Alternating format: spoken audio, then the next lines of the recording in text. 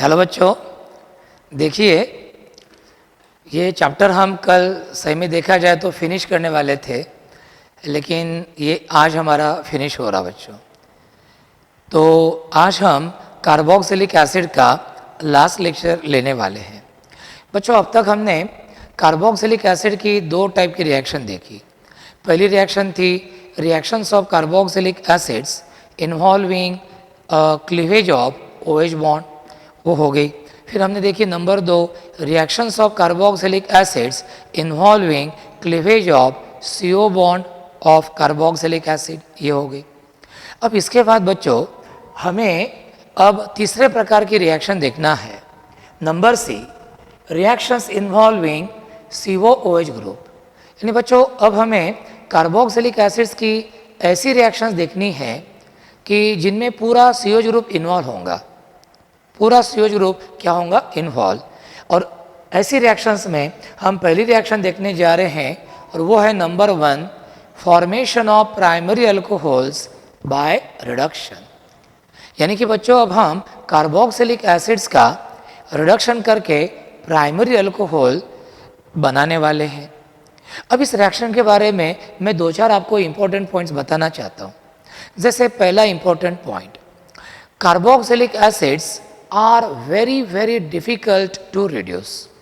बच्चों carboxylic acid आसानी से उनका रिडक्शन नहीं होता, ये बात आप बिल्कुल ध्यान में रखिए, ठीक है। So carboxylic acids are exceedingly difficult to reduce. Even जो NaBH4 है बच्चों, सोडियम बोरोहाइड्राइड, ये NaBH4 भी कार्बोक्सिलिक एसिड को रिड्यूस नहीं कर पाता, बराबर है। और इसीलिए कार्बोक्सिलिक एसिड्स का रिडक्शन हम करते हैं very strong reducing agent like LLH4 in ether followed by acid hydrolysis करके, ये हम करते हैं। डाइबोरेन भी कार्बोक्सिलिक एसिड को प्राइमरी अल्कोहल में क्या करता है, रिड्यूस करता है। लेकिन diborane ester halogen nitro group को रिड्यूस नहीं करता। हाँ, डाइबोरेन कार्बोक्सिलिक एसिड को क्या करता है, reduce. LLH4 in ether followed by acid hydrolysis, ये भी कार्बोक्सिलिक एसिड को प्राइमरी अल्कोहल में क्या करता है, रिड्यूस। जो एसिडिक एसिड है, one of the important carboxylic acid, it is use as a solvent in catalytic hydrogenation in many reactions, जहाँ पे पोलर सॉल्वेंट की जरूरत होती है, ठीक है बच्चों। तो अब हम ये रिएक्शन देखेंगे। The general formula of carboxylic acids is RCOOH। अब इस कार्बोक्सिलिक एसिड का बच्चों हम करेंगे reduction by using LLH4 in ether followed by acid hydrolysis, followed by acid hydrolysis. अब देखो बच्चों, एरो पर ये रहा LLH4 in ether followed by acid hydrolysis, तो आपको रिएक्शन बैलेंस करने की जरूरत नहीं, क्योंकि LLH4 हाइड्रोजन डोनर है, H नेगेटिव डोनर। और जिस रिएक्शन में हाइड्रोजन इन्वॉल्व होता है, we never try to balance this reaction for our convenience. ये एरो पर रहा बच्चों और इधर कार्बोक्सिलिक एसिड है, तो बस आपको एक ही बात करना है कि ये जो COH ग्रुप है, ये COH ग्रुप कौन से ग्रुप में रिड्यूस होगा, CH2OH ग्रुप में क्या होगा, रिड्यूस। और हमें क्या मिलेगा, प्राइमरी अल्कोहल, हमें क्या मिलेगा, प्राइमरी अल्कोहल। तो remember, carboxylic acids on reduction with strong reducing agent like LLH4 in ether followed by acid hydrolysis give corresponding primary alcohol। इस रिएक्शन में RCOOH किस में कन्वर्ट होता है, RCH2OH में। अब बच्चों जैसे समझ लो आपने ये लिया, फॉर्मिक एसिड लिया, तो आपको क्या मिलेगा, मिथिल अल्कोहल।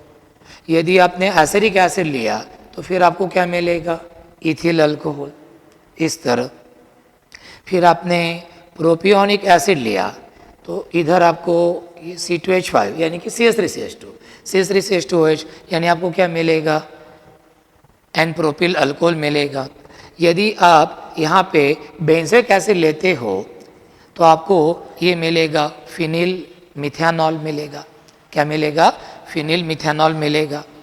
और एक रिएक्शन मैं लेता हूँ, समझ लो ये कंपाउंड है बच्चों, इसका नाम है cyclopropane carboxylic acid.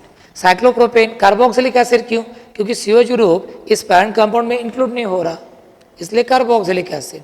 Cyclopropane carboxylic acid का समझ लो बच्चों, हमने क्या किया, रिडक्शन किया by using LiLH4 in ether and after that it is followed by acid hydrolysis. तो इसमें क्या होगा बच्चों, ये ग्रुप एज इट इज रहेगा और COOH ग्रुप किस में कन्वर्ट होगा, CH2OH में। और आपको ऐसे लगेगा कि ऐसा सोचिए कि जैसे आपके पास मिथिल अल्कोहल है, मिथानॉल है CH3OH, और जैसे मिथानॉल का एक H CH3 ग्रुप का हमने साइक्लोप्रोपिल ग्रुप से रिप्लेस किया, तो इसको हम बोलते हैं साइक्लोप्रोपिल मिथानॉल। क्या बोलते हैं हम इसको? Cyclopropyl methanol. तो ये हो गई बच्चों हमारी पहली रिएक्शन। तो how will you summarise the points of this reaction? Remember, point number 1, carboxylic acids are very difficult to reduce. Number 2, even strong reducing agent NaBH4 sodium borohydride cannot reduce carboxylic acid. ये हमारा दूसरा point हो गया।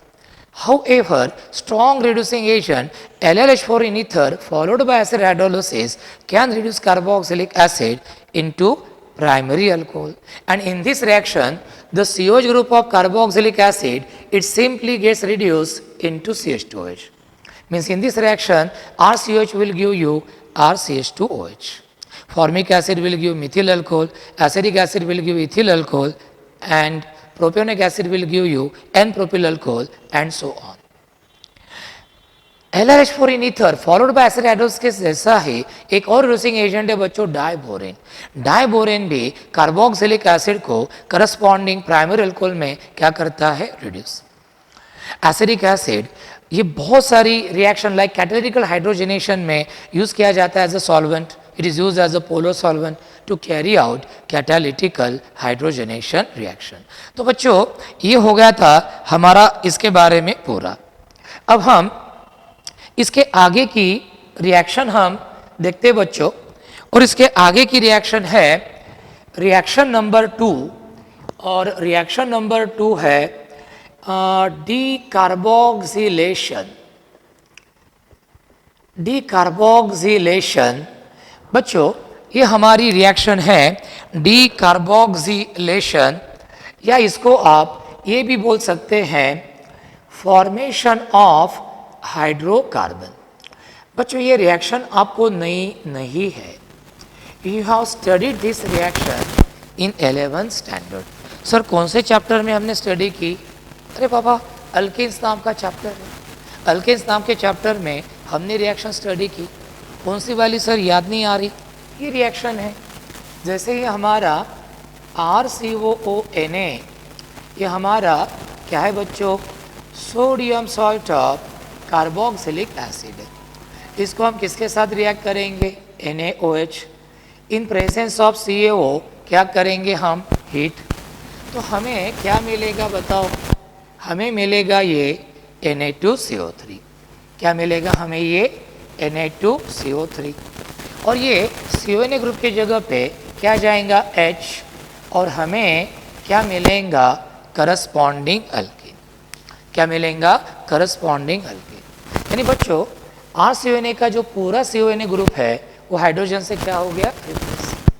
So remember, sodium salt of carboxylic acids on heating with soda lime, that is a mixture of NaOH and CaO in 3:1 ratio.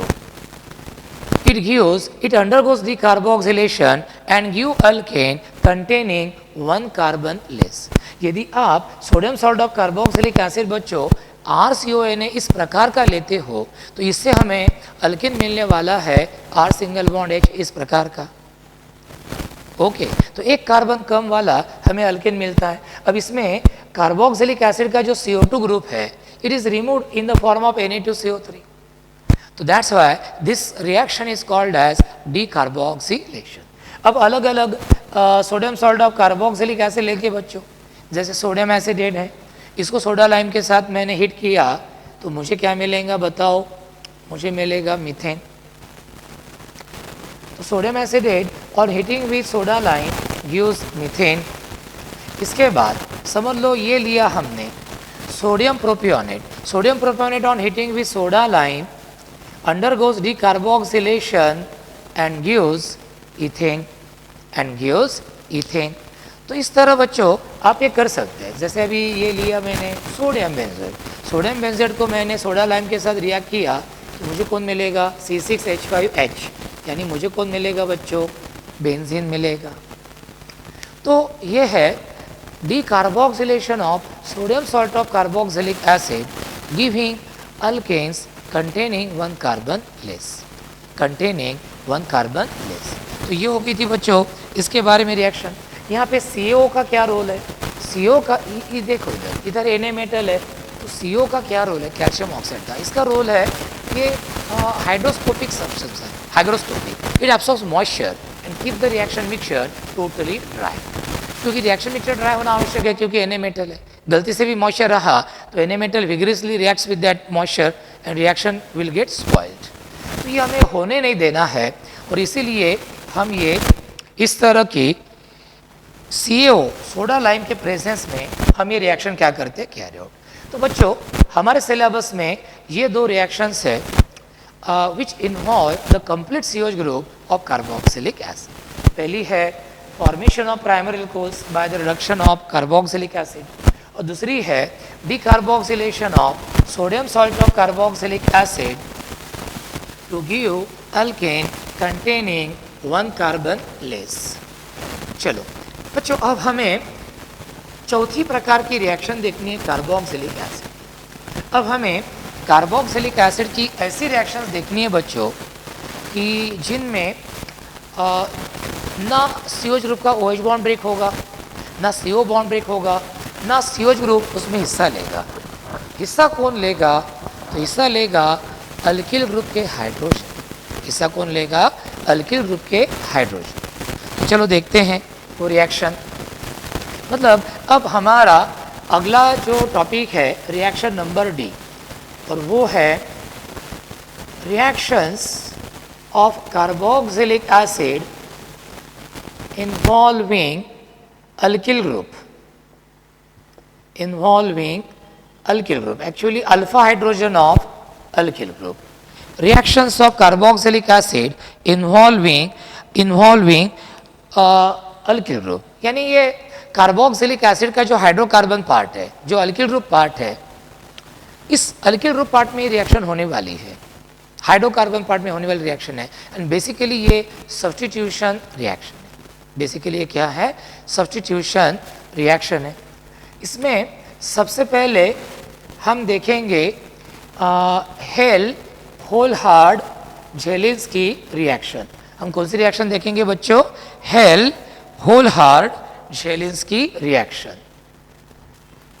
Hello Volhard Zelinsky reaction, Hell Volhard Zelinsky reaction. तो ये reaction हम देखते हैं। चलो एक बात देखते हैं इसमें। हेल होलहार्ड जेलिंस्की रिएक्शन बच्चों इसको हम शॉर्ट में बोलते हैं HVZ रिएक्शन। कौन सी रिएक्शन हम बोलते हैं इसको, HVZ रिएक्शन। और इस रिएक्शन के बारे में मैं आपको एक खास बात बताना चाहता हूँ बच्चों। HVZ reaction, Hell Volhard Zelinsky reaction, ये रिएक्शन बच्चों वही कार्बोक्सिलिक एसिड्स देते हैं जिनके अल्फा कार्बन पर वन और मोर अल्फा हाइड्रोजन एटम्स होते हैं। तो अल्फा हाइड्रोजन वाले कार्बोक्सिलिक एसिड से रिएक्शन देते हैं। क्या होता है इस रिएक्शन में, थोड़ा सा देखते हैं। अब जैसे फॉर्मिक एसिड लो, SCOH। अब SCOH में बच्चों आपने देखा होगा कि इसमें ना अल्फा, ये फंक्शनल ग्रुप है, इसको कोई अल्फा कार्बन डैश नहीं, तो ना अल्फा कार्बन है ना अल्फा हाइड्रोजन है, तो फॉर्मिक एसिड तो ये रिएक्शन देगा ही नहीं। तो कैसी रिएक्शन होगी। अब एसिडिक एसिड देखते हैं। ये देखो हमारा ये एसिडिक एसिड है। इस एसिडिक एसिड को हम किसके साथ रिएक्ट करेंगे, Cl2 के साथ, रेड फॉस्फरस के प्रेजेंस में हीट करेंगे। अब ये अल्फा कार्बन है, अल्फा हाइड्रोजन, ये अल्फा हाइड्रोजन और ये Cl कंबाइन होकर क्या करते हैं, Cl, बचा हुआ Cl इधर आएगा और हमें मिलेगा ये CH2Cl COOH, monochloro acidic acid. बच्चों अभी भी यहाँ पे अल्फा कार्बन पर अल्फा हाइड्रोजन है तो ये रिएक्शन अभी भी होंगी। ये HCl निकल जाएगा और आपको मिलेगा CHCl2COOH, ये मिलेगा आपको dichloro acidic acid. Dichloro acidic acid को आप Cl2 के साथ फॉस्फोरस के प्रेजेंस में हीट करेंगे तो क्या होगा, H और Cl कंबाइन होके क्या करेंगे, HCl, और यहाँ पे जाएगा Cl और आपको मिलेगा ये ट्राइक्लोरो एसिटिक एसिड। इसके बाद अर्थात रिएक्शन होंगी नहीं क्योंकि अल्फा कार्बन पर कोई अल्फा हाइड्रोजन बचे नहीं। तो ये जो रिएक्शन है बच्चों कि जिसमें हम अल्फा हाइड्रोजन वाले कार्बोक्सिलिक एसिड को क्लोरीन या ब्रोमीन के साथ फॉस्फोरस के प्रेजेंस में हीट करते हैं, उस कार्बोक्सिलिक एसिड के 1 बाय 1 एक अल्फा हाइड्रोजन Cl या Br से क्या होते जाते हैं, रिप्लेस। इस रिएक्शन को हम बोलते हैं हेल-होल्हार्ड-जेलिंस्की रिएक्शन। इसको हम बोलते हैं HVZ रिएक्शन। इसको हम क्या बोलते हैं, HVZ रिएक्शन। अब और एक एग्जांपल लेते हैं, जैसे ये देखो, अब ये प्रोपियोनिक एसिड है बच्चों। प्रोपियोनिक एसिड को थोड़ा सा नीचे लिखता हूँ मैं क्योंकि उधर जगह नहीं। तो ये हमारा प्रोपियोनिक एसिड है, CH3CH2COH। देखिए अल्फा, एक अल्फा कार्बन है और अल्फा कार्बन पर 2 अल्फा हाइड्रोजन है तो ये रिएक्शन देगा। ये H और ये Cl कंबाइन होके क्या करेगा, HCl, और हमें क्या मिलेगा, CH3CHCl COOH। ये मिला आपको अल्फा क्लोरो प्रोपियोनिक एसिड, या ये आपको मिला 2 क्लोरो प्रोपियोनिक एसिड। इसको आप और रिएक्ट करो, क्लोरीन के साथ फॉस्फोरस के प्रेजेंस में आप हीट करो तो ये H और Cl कंबाइन होके क्या करता है, HCl, और एक Cl यहाँ पे जाएगा और आपको मिलेगा ये CH3CCl2COOH। आपको ये मिलेगा बच्चों कंपाउंड 2,2 डाइक्लोरो प्रोपियोनिक एसिड या प्रोपियोनिक एसिड। लेकिन अब अल्फा कार्बन पर हाइड्रोजन नहीं, हाँ बीटा कार्बन पर है लेकिन अल्फा कार्बन पर नहीं, तो इसको आप और क्लोरीन के साथ फॉस्फोरस के प्रेजेंस में रिएक्ट करो। We observe that there will be no reaction now. मतलब HVZ रिएक्शन जो है बच्चों, it is due to alpha hydrogen in carboxylic acid. अब यहाँ पे देखो बीटा कार्बन पर बीटा हाइड्रोजन थे लेकिन बीटा हाइड्रोजन रिप्लेस नहीं होते बच्चों।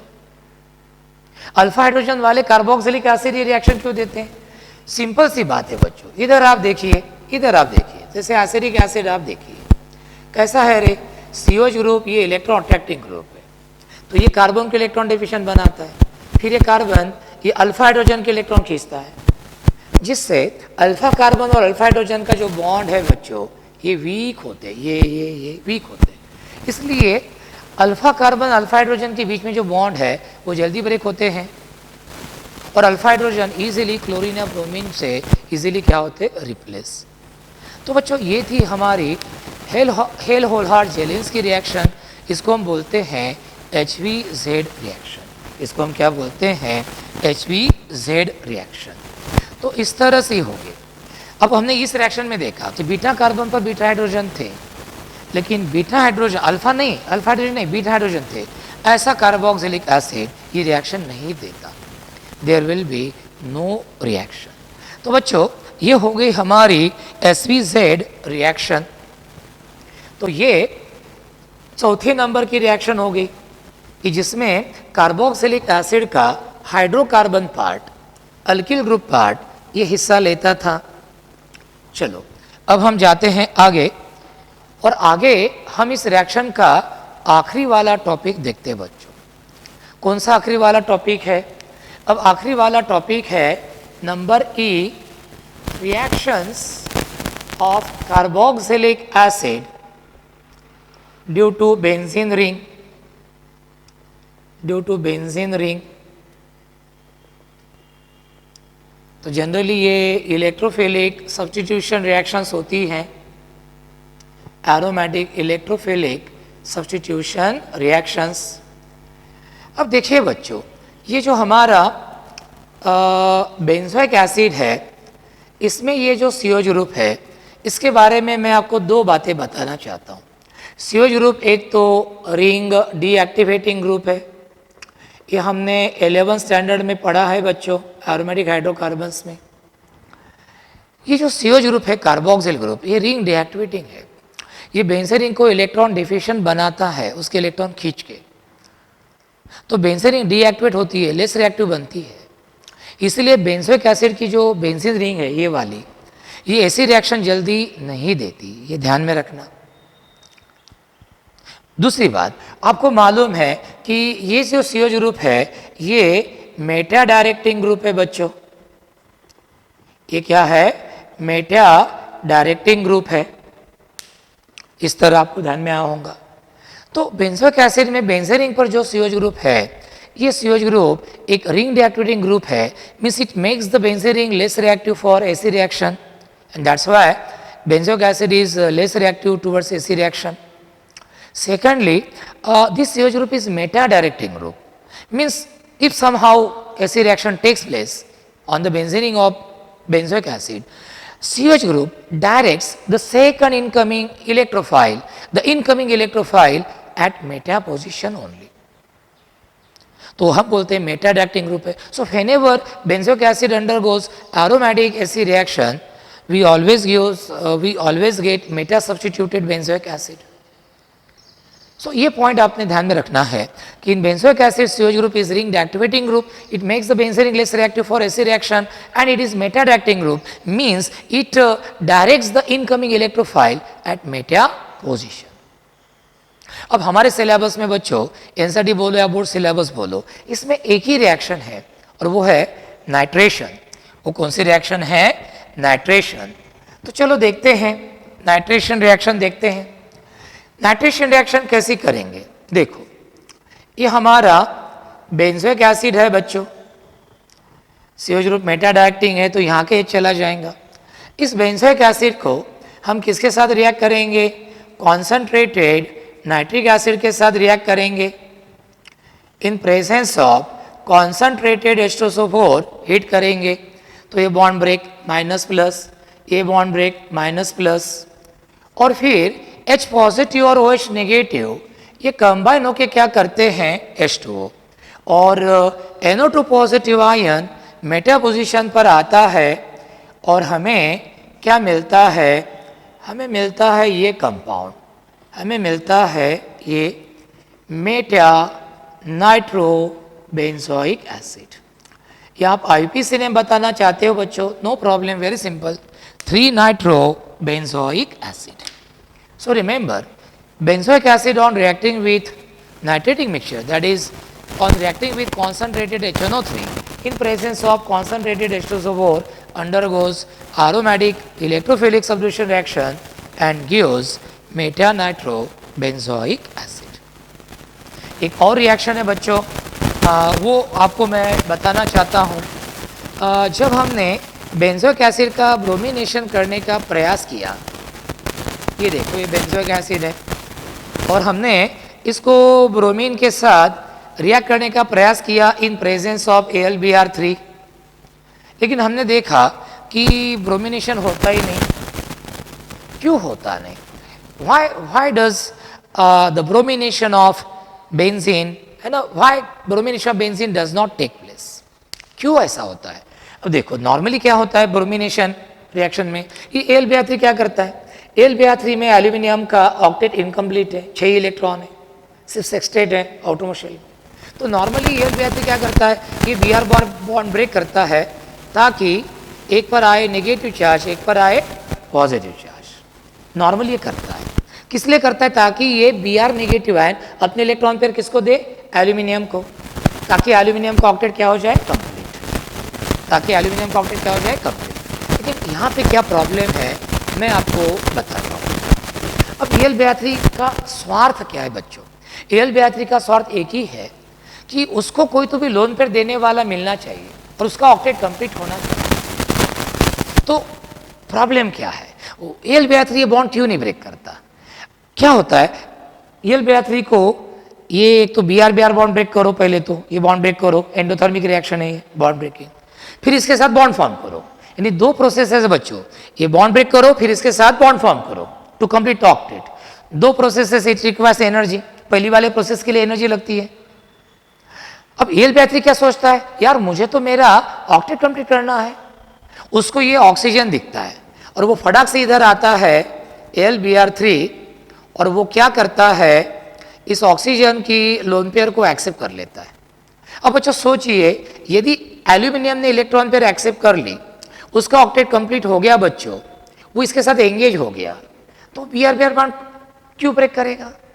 कोई काम ही नहीं, सवाल नहीं। उसका जो स्वार्थ था कि उसका ऑक्टेट कंप्लीट होना चाहिए, वो स्वार्थ उसका पूरा हो गया, तो इसलिए AlBr3 इसके साथ एंगेज हो जाता है, उसको लोन पेयर मिल गया, उसका ऑक्टेट कंप्लीट हो गया। Now this AlBr3 does not take any interest to break this BR bond, तो BR बॉन्ड ब्रेक ही नहीं होता, Br पॉजिटिव आयन तैयार ही नहीं होता, इलेक्ट्रोफाइल ब्रोमोनियम आयन तैयार ही नहीं हो रहा, तो नेचुरली ये ऐसी रिएक्शन भी होंगी नहीं। So remember, benzoic acid does not undergo Friedel-Crafts reaction, that is Friedel-Crafts alkylation and Friedel-Crafts acylation, ये देता ही नहीं क्योंकि AlBr3 इधर एंगेज हो गया और इसमें एक ही झटके में काम हो गया, जस्ट बॉन्ड फॉर्म करना पड़ा। यहाँ पे तो पहले बॉन्ड ब्रेक करो, फिर ये Br नेगेटिव आयन तैयार होगा, फिर उसके साथ इलेक्ट्रॉन पेयर एक्सेप्ट करके बॉन्ड फॉर्म करो, दो बातें करना। यहाँ पे तो बस वहाँ पे जाके बॉन्ड ही फॉर्म करना है, एक्सोथर्मिक रिएक्शन ही है, फटाक से करता है। तो ध्यान में रखना कि benzoic acid does not undergo Friedel-Crafts alkylation और Friedel-Crafts acylation। अब बच्चों हमें देखना है इस रिएक्शन के, इन कार्बोक्सिलिक एसिड्स के हमें क्या देखने हैं, यूजेस। अब पहला यूज देखते हैं बच्चों, पहला यूज है कि जो फॉर्मिक एसिड है, ये formic acid it is use in the formation of rubber, textile, dyeing, leather and electroplating industries, यानी कि रबर, टेक्सटाइल, लेदर, इन सब इंडस्ट्रीज में कार्बोक्सिलिक एसिड का यूज होता है। दूसरा मुद्दा ये जो एसिडिक एसिड है, तो 6% to 8% dilute solution of acidic acid it is used in vinegar, and this vinegar being acidic it is used to preserve pickles, लोणचं सुरक्षित ठेवण्यासाठी आपण याचा वापर करतो। Acetic acid is also used as a polar solvent in many reactions like catalytical hydrogenation. Acetic acid is also used in the preparation of nylon 6,6. Carboxylic acid से कुछ asters बनते हैं। यदि आप कार्बोक्सिलिक एसिड का सुयोज ग्रुप का hydrogen alkyl group से रिप्लेस करते हैं, you get esters, and all esters they have got very pleasant smell. तो कार्बोक्सिलिक एसिड से बने हुए esters they are used in perfumes, एक सोडियम बेंजोइड है, बेंजोइक एसिड का यदि आप सीओच ग्रुप का H Na से रिप्लेस करते हैं तो ये सोडियम बेंजोइड है। ये सोडियम बेंजोइड जाम्स और जेलीज में बच्चों क्या होता है, यूज होता है। और जो हायर फैटी एसिड्स है, पामिडिक एसिड, स्टेरिक एसिड, ये यदि ग्लिसरॉल के साथ रिएक्ट हो गए, तो ट्राइस्टेरिन, ट्राइओलिन जैसे ऑयल्स, फैट्स प्रोड्यूस करते बच्चों, है ना। When higher fatty acids like palmitic acid, stearic acid, oleic acid, when they react with glycerol, they form oils and fats like tristearine, triolin, tripalmitin. And these oils and fats on acid or alkaline hydrolysis, they give soaps. This reaction is called as saponification. Soap industry में reaction use की जाती है to prepare soaps. तो ये हो गई थी बच्चों हमारी कार्बोक्सिलिक एसिड के बारे में सब रिएक्शंस। तो यहाँ पे हमारा ये चैप्टर बच्चों फिनिश हो गया, बहुत अच्छे से फिनिश हो गया। मुझे बहुत सेटिस्फैक्शन है कि चैप्टर बहुत अच्छे से हो गया। बस आप इसका स्टडी करो, कुछ दिनों बाद हम कार्बोक्सिलिक एसिड्स पर ऑनलाइन टेस्ट लेंगे, तो बी प्रिपेयर फॉर दैट। ठीक है, थैंक यू वेरी मच।